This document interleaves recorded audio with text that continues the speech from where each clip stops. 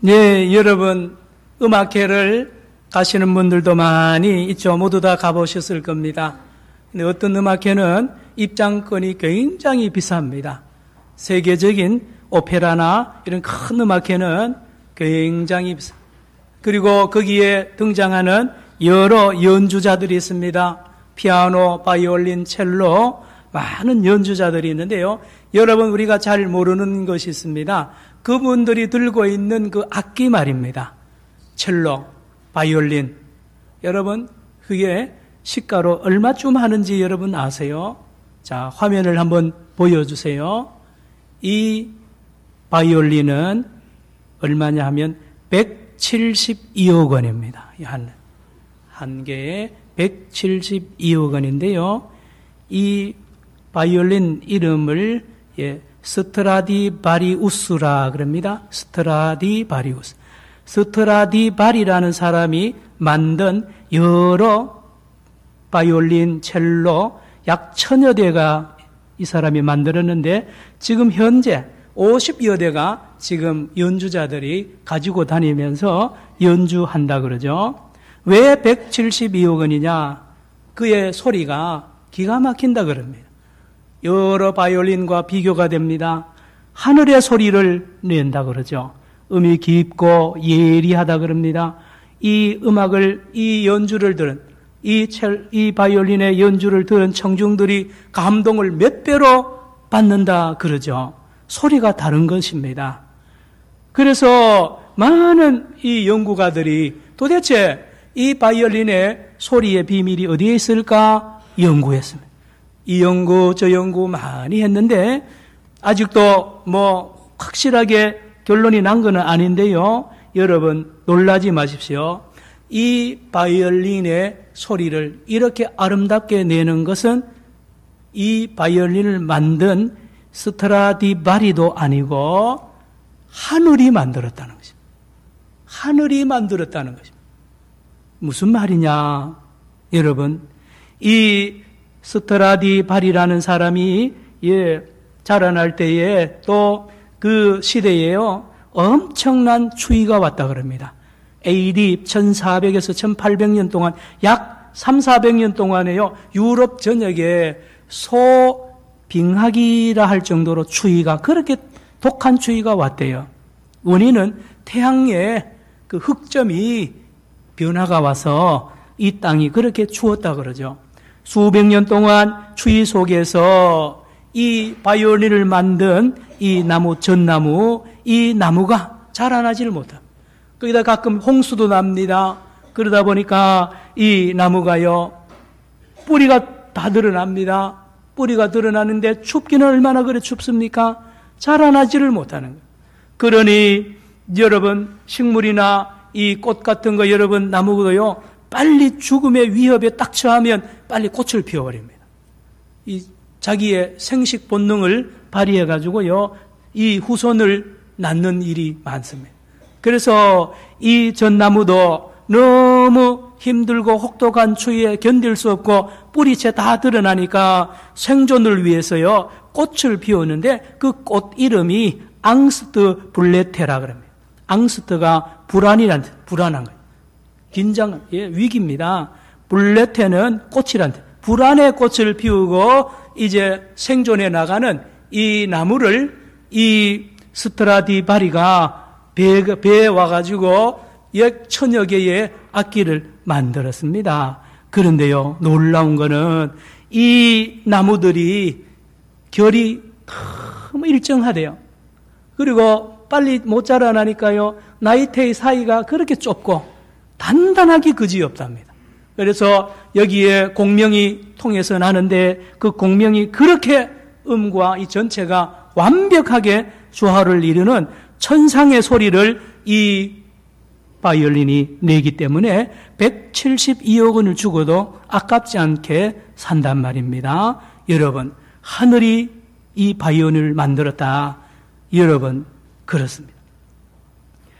이 연구를 누가 했느냐 하면 미국의 테네시 대학의 나무 나이테 전문가 헨리 그리스노 메이어라는 박사와 콜롬비아 대학의 기후학자 로이드 버클이라는 사람이 공동 연구해서 이 바이올린은 하늘이 만든 바이올린이라고 결론을 내렸다 그러죠. 사랑하는 성도 여러분, 오늘 본문에도 놀라운 노래가 나옵니다. 이사야 64장. 우리 눈에는 이게 그냥 성경으로 보이지만 노래입니다. 노래. 이사야 1장부터 66장까지 있는데요. 여러분, 오늘 제가 여러분께 감히 부탁합니다. 64장을 외우시기를 바랍니다. 이보다 아름다운 노래가 없습니다. 시편 23편도 유명한 노래지만요. 이 이사야 64장도 굉장히 유명한 노래입니다. 아름다운 노래입니다. 예, 가장 아름다운 노래예요. 자, 오늘 본문은 제3 이사야라 그럽니다. 56장부터 66장을 제3 이사야라 그러는데요. 이 시대적인 배경이 뭐냐 하면요. 이 이스라엘 백성들이 범죄해서요. 바벨론으로 포로로 잡혀갑니다. 느부갓네살 왕에 의해서 포로로 잡혀가고 고국은 초토화가 됩니다. 성전도 다 무너집니다. 70년 동안 애굽에서 그렇게 갖은 서름 다 당하고 조상들 죽고 2세, 3세가 태어났는데 그때까지도 꿈에도 소원은 고국으로 예루살렘으로 돌아가서 성전을 다시 짓고 제사를 드리고 하나님을 잘 믿겠다고 그렇게 굳게 다짐하고 맹세까지 하고 늘 기도했어. 이스라엘 백성, 유다 지파, 유다 백성들이 그랬단 말이에요. 그런데 그날이 왔습니다. 세상에 그렇게 흔들리지 않던 바벨론 나라가, 바벨론 제국이 하루아침에 무너지고 페르시아 제국이 등장을 하는 거 있잖아요. 그의 초대 왕이 고레스라는 왕이 등장하는데 세상에 놀라운 칙령을 발표합니다. 모든 포로된 족속들을 돌려보냅니다. 그 중에 하나가 유대인들, 이스라엘 사람들도 이 고레스가 돌려보내면서 돈과 또한 성전, 느부갓네살이 훔쳐온 성전 성구들 다 돌려보내고 사람까지 붙여주면서 빨리 가서 성전을 재건하라고 했습니다. 여러분, 얼마나 기쁘겠어요. 70년 동안 노래하고 기도하던 그 소원이 이루어졌으니까요. 그 수천리 길을요, 단숨에 달려옵니다. 사막이고요, 들이고 다 쉽게 와서 드디어 예루살렘에 왔습니다. 자, 그러면 우리 같으면 그 맹세하고 오랫동안 기다리던 우리의 소원 그러고 하던 그 사람들이 왔으면 모두 양보하고 서로 사랑하고 하나님을 더 경외해야 되는데 세상에 그러지 않아요. 반대입니다. 돌아온 이 이스라엘 유다 지파 이스라엘 백성들이요 예루살렘에서 타락합니다. 하나님 잊어버립니다. 우상 숭배합니다. 온갖 부정부패를 합니다. 예루살렘이 전체가 범죄의 소굴이 되어버렸습니다. 힘있는 사람이 야국강식의 이러한 일들이 예루살렘에서 대낮에 일어났, 밤낮을 일어나니까요. 차라리 오지 말았으면, 차라리 그때가 좋았는데 이게 시대적인 배경입니다. 그래서 하나님을 믿는 백성들이 기도합니다. 하나님, 제발 여기 오셔서 저 악한 자들, 저 악한 지도자들, 그리고 외국의 저 원수의 나라들을 치십시오. 그러면 완전히 하나님 나라가 이루어질 것 같습니다. 요즘 시사적인 용어로 말하면 적폐입니다. 적폐. 다 쓰름. 외국이고 국내고 악한 모든 근원을 다 제거해 달라는 거죠. 그렇게 할 분은 하나님 한 분밖에 없다는 겁니다. 1절 보시겠습니다. 이게 바로 이렇게 기도하는 겁니다. 1절 다 같이요. 시작. 원하건대 주는 하늘을 가르고 강림하시고 주 앞에서 산들이 진동해. 여기 산들은 외국 악한 나라들을 말합니다. 2절 시작. 불이 섭을 사르며 불이 물을 끓임 같게 하사 주의 원수들이 주의 이름을 알게 하시며 이방 나라들로 주 앞에서 이방 나라든지 국내의 그 악한 지도자들이 벌벌 떠들도록 만들어낸 것입니다. 하나님, 산도 대단하잖아요. 그런데 요즘 그 화산 뉴스를 듣잖아요. 폭발하잖아요. 폭발하면요, 그 연기와 용광이 액이 올라오면요, 산을 녹여버립니다. 똑같이 하나님 2절 보세요. 불이 섭을 사르며 불이 물을 끓임같이 저 악한 나라와 악한 지도자들을 다 쓸어버리십시오. 완전히 청소해 버리십시오. 라고 간절히 기도하는 하나님의 사람들입니다. 자, 그러면 될 것 같은데 문제가 생각지 않은 문제를 발견하게 됩니다. 뭡니까? 5절 보세요. 5절. 주께서 기쁘게 공의를 행하는 자와 주의 길에서 주를 기억하는 자를 선대하시거늘 누가요? 우리가 뭘 했다고요? 범죄함으로 주께서 진노하셨사오며입니다. 여러분, 저 악한 나라, 원수의 나라 다 쳐부수고 사회를 어지럽히는 그 모든 세력들을 다 적폐를 청산하면 천국이 될 줄 알고 열심히 기도했는데요. 웬걸요? 내 안에 그 악한 세력보다 더 악하고 더 이기적인 이 큰 바위 같은 것이 우리 안에 있는 걸 발견했단 말이에요. 세상에. 놀라운 발견이죠.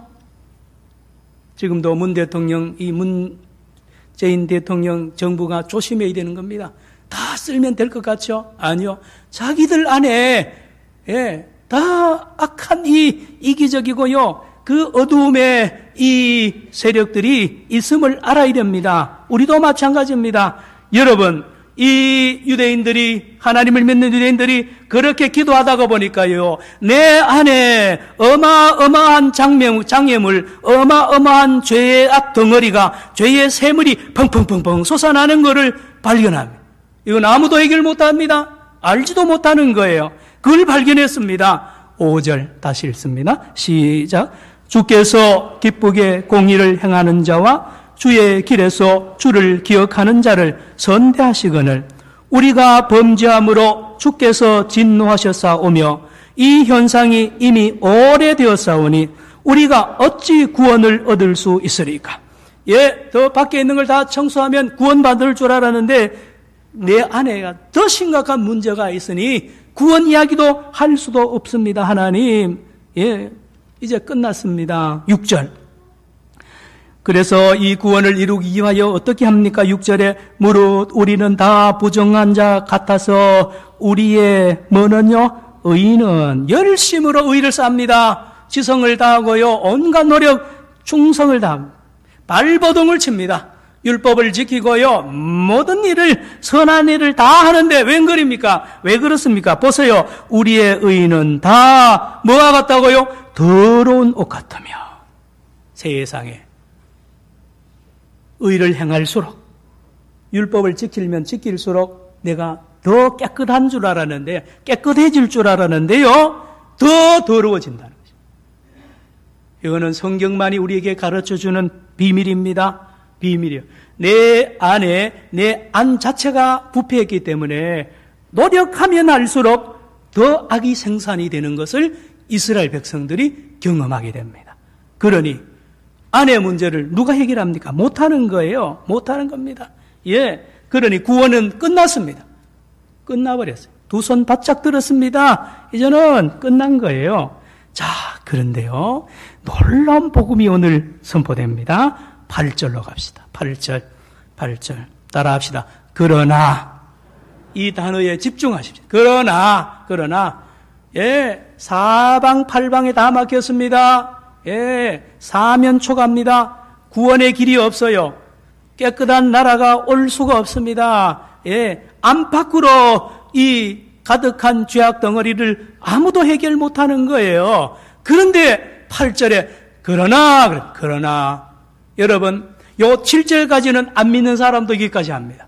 안 믿는 사람들도 여기까지 올 수 있는데요. 8절부터는 신앙인만이 고백할 수 있는 말씀입니다.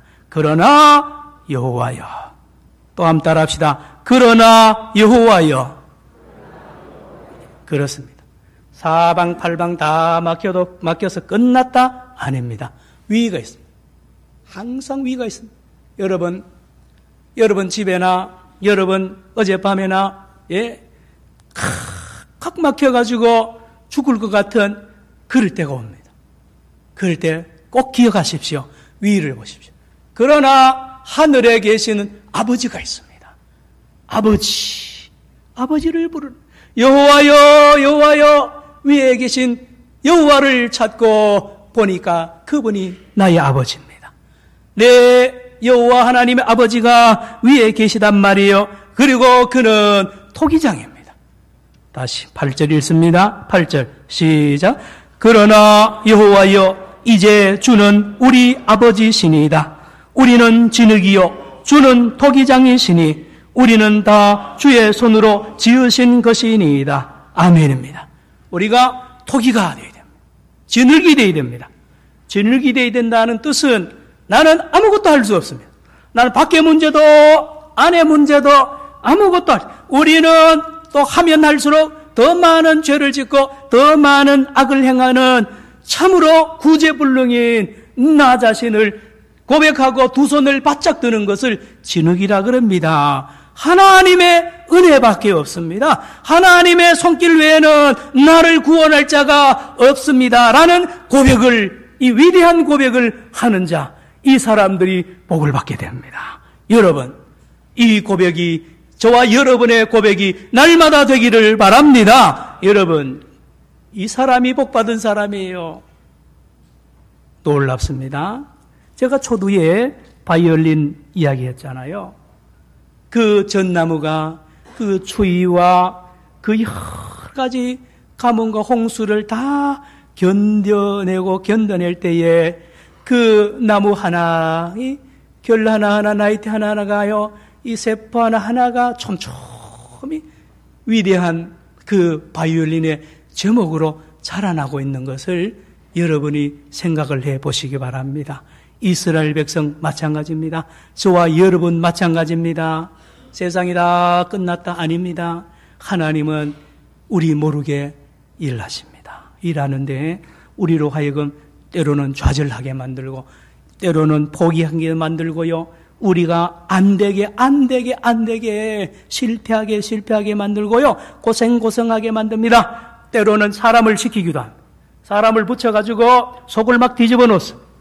오해도 사게 하고요. 누명도 뒤집어 씌우고요. 죽고 싶을 때가 많도록 만들어요. 추위가 그게 보통 추위입니까? 300년, 400년 동안 추웠다 그러잖아요. 사랑하는 성도 여러분, 여러분이나 자녀들, 손자, 손녀들요, 절대로 이 물 좋고 산 좋은 곳에 길러가지고는 인물 안 됩니다. 작품이 안 나와요. 그런 나무는 못 써요. 그런데 하나님은 이런 사람을 특별히 기릅니다. 어떤 사람인데요? 어떤 사람? 첫째로 온 세상에 대하여 여러분 울분이 있어야 됩니다. 이 세상이 썩어져 가는데도 웃고 부정부패가 만연한데도 가슴을 안 치는 사람은 하나님 믿지 않는 사람. 우리나라가 이렇게 문제가 있다면 거기에 달려들어서 울분을 토하고요. 몸부림치면서 싸워야 됩니다. 또 하나 있습니다. 내 자신을 향하여도 싸워야 됩니다.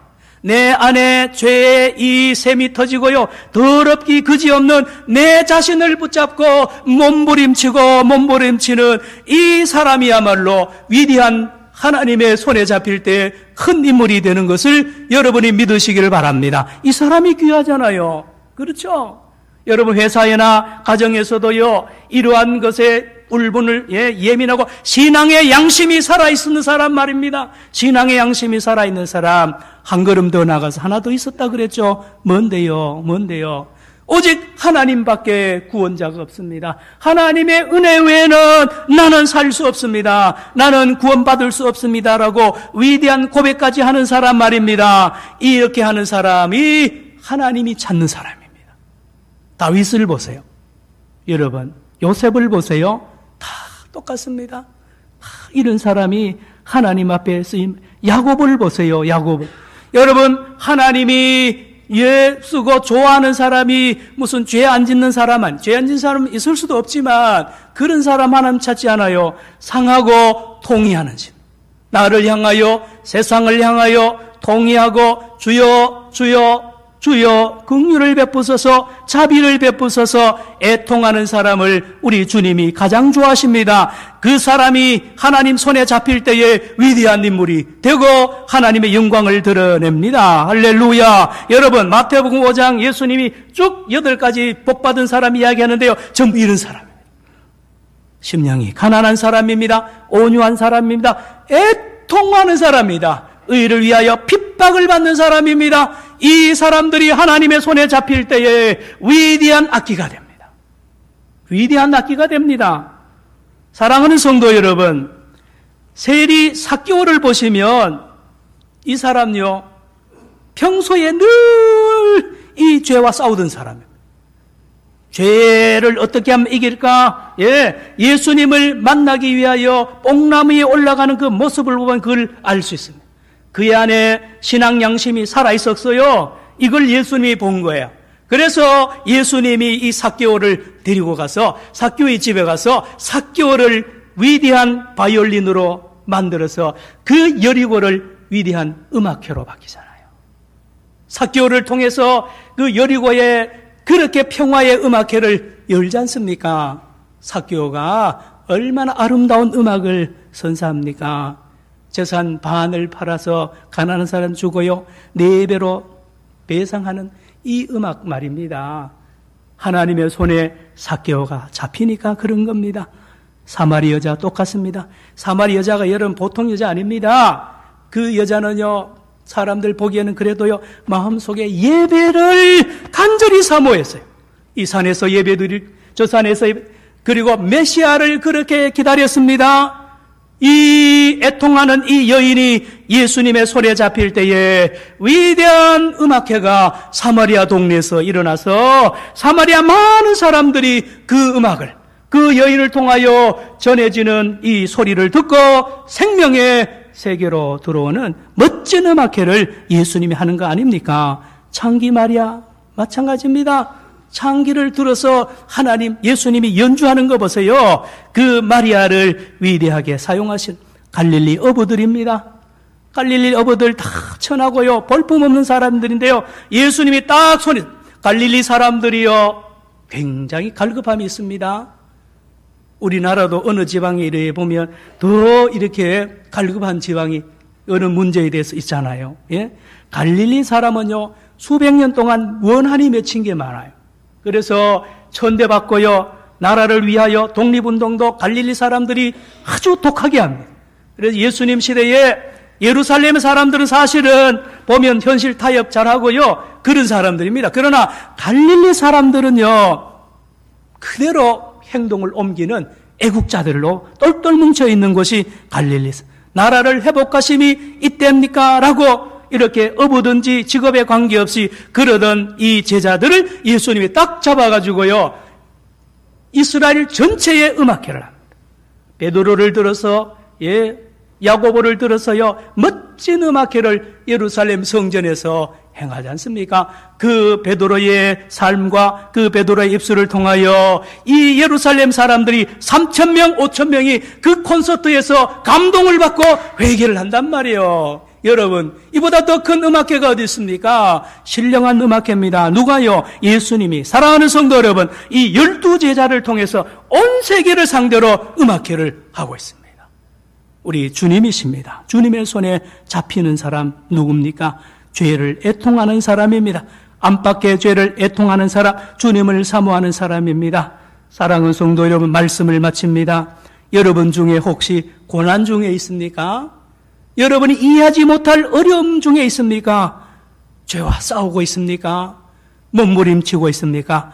여러분은 지금 주님이 만들고 계시고 주님이 여러분을 놀라운 바이올린처럼 사용하고 있음을 믿으시길 바랍니다. 사랑하는 아들을 먼저 떠나보낸 분이 계십니까? 여러분, 그 성도를 우리 모든 교인이 봅니다. 위로를 받습니다. 그보다 더 좋은 음악이 어디 있어요? 여러분, 질병으로 또는 오해로요, 여러 가지 애통함으로 여러분이 그러한 환난 중에 있다면 결코 잊지 마십시오. 우리 주님이 지금 저와 여러분을 들어서 위대한 음악회를 하고 계시고 앞으로도 하실 것을 믿으시기를 축원합니다. 기도합시다. 주님 감사합니다. 오늘도 우리 세상을 향하여 애통하게 하시고 남북 문제를 향하여 애통하게 하시고 또한 우리 교회를 향하여 애통하게 하시고 자녀를 향하여 애통하는 내 자신을 향하여 애통하는 귀한 사람들 되어서 하나님 앞에 귀하게 쓰임받는 위대한 인물들이 다 되게 하여 주시옵소서. 예수님의 이름으로 기도드리옵나이다. 아멘.